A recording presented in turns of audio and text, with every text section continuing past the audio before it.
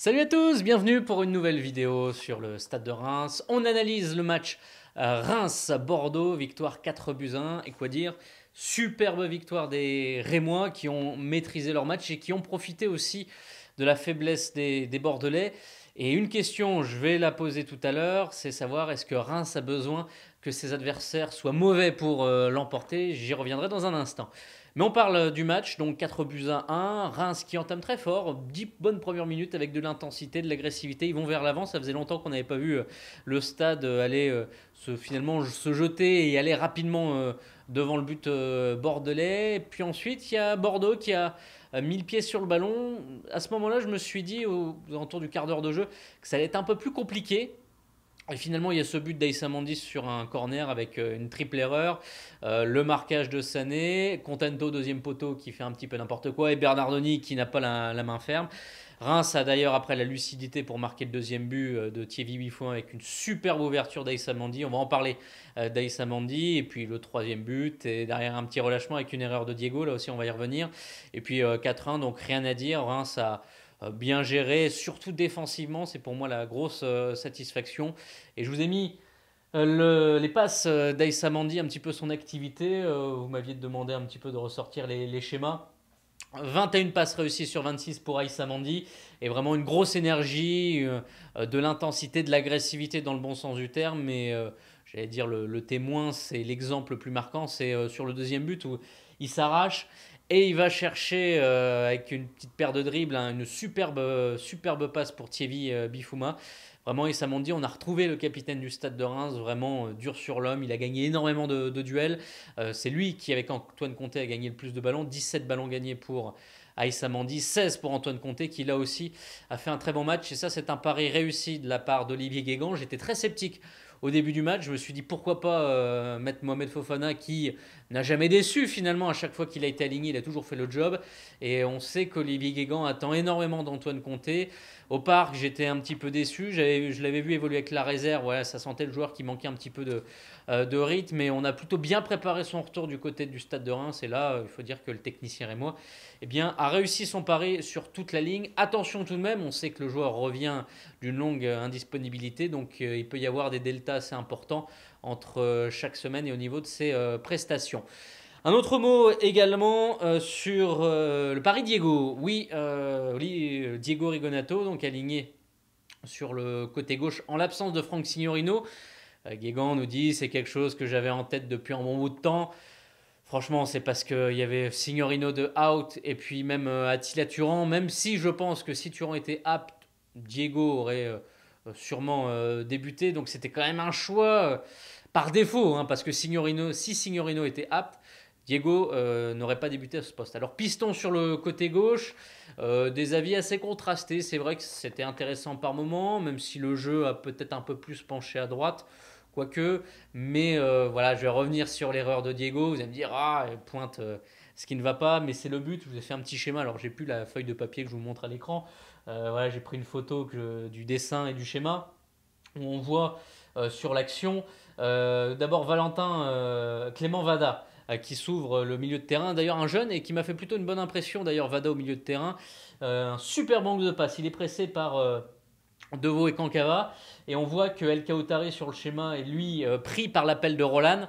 Et là, Diego ne vient pas fermer. Il fait un truc un petit peu bizarre. Il rentre intérieur pour ensuite essayer d'aller couvrir. Mais c'est beaucoup trop tard puisque l'appel d'Adam Ounas, bon petit joueur également du côté de Bordeaux. D'ailleurs, Vada Ounas, c'est à peu près les seuls qui ont fait des choses dans ce match côté bordelais. Ce sont les jeunes. Alors que Willy Sagnol dit voilà, on a un groupe jeune avec peu d'expérience. C'est plutôt ces tauliers. Je pense à Sané, Contento.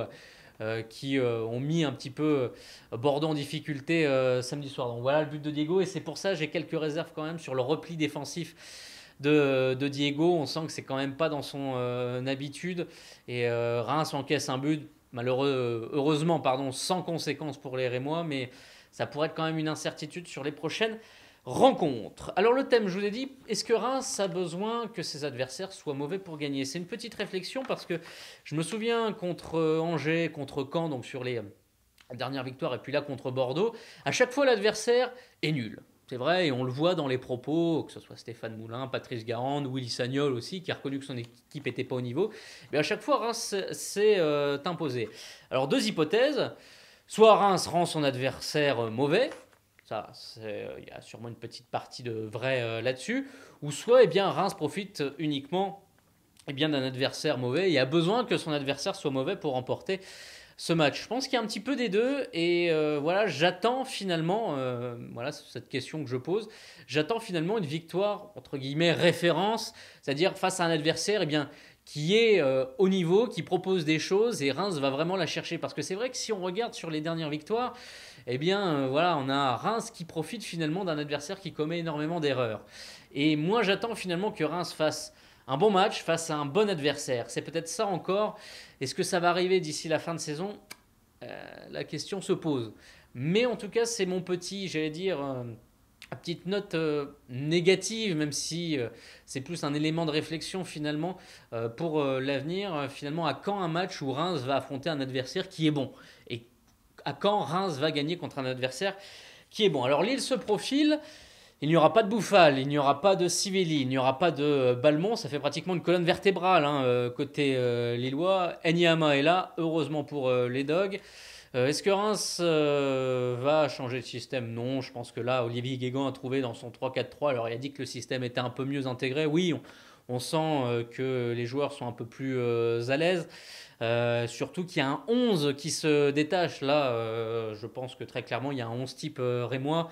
Donc, à savoir les trois de derrière avec El Kaoutari, Mandy et Antoine Comté, peut-être à l'avenir. Hein, ça peut être une solution. Surtout que Takelfred n'est pas forcément sur le retour immédiat. Donc, Antoine Comté peut s'imposer sur ce poste. De défenseur axe droit de la défense à 3. Surtout que j'ai toujours préféré Antoine Comté plutôt dans l'axe que sur un côté. Voilà, je trouve que ce joueur a un peu plus ouais, sur un côté, ça manque peut-être un petit peu de percussion.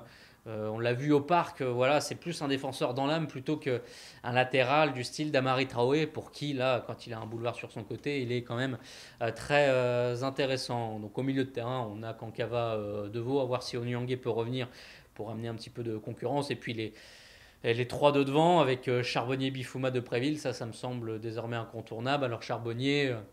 il y a eu quelques sifflets, je ne les ai pas entendus. Il a marqué un but, c'est bien. C'est vrai qu'il pourrait faire mieux, mais quand même, on sent que l'équipe a besoin de lui parce qu'il arrive à se trouver dans les espaces. Voilà, c'est un joueur qui occupe un poste au milieu de terrain qui est assez clé, notamment dans la fixation. Donc, il y a encore du mieux à faire. Je pense qu'il y a de la marge de progression du côté de Gaëtan Charbonnier, mais quand même, on voit nettement une amélioration chez le numéro 10 en quelque sorte, parce que c'est le poste qu'il occupe à condition qu'il soit bien axial, même si sur le repli défensif, on a vu Depréville à gauche, Charbonnier à droite et Bifouma qui venait harceler. Ça, c'est les consignes d'Olivier Guégan. Donc du coup, Charbonnier se retrouve sur une position excentrée et quand on récupère rapidement le ballon, il se retrouve sur un côté. Donc 11 qui s'est clairement dégagé contre Lille. Petit prono, est-ce que Reims va l'emporter? Je vois plutôt un match nul.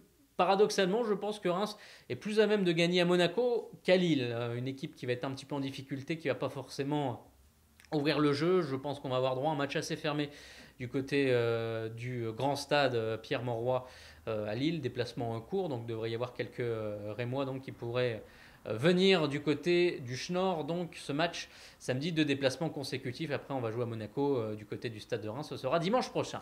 C'est la fin de cette vidéo. Très bonne semaine à tous, très bonne semaine de football et on se retrouve la semaine prochaine. Salut!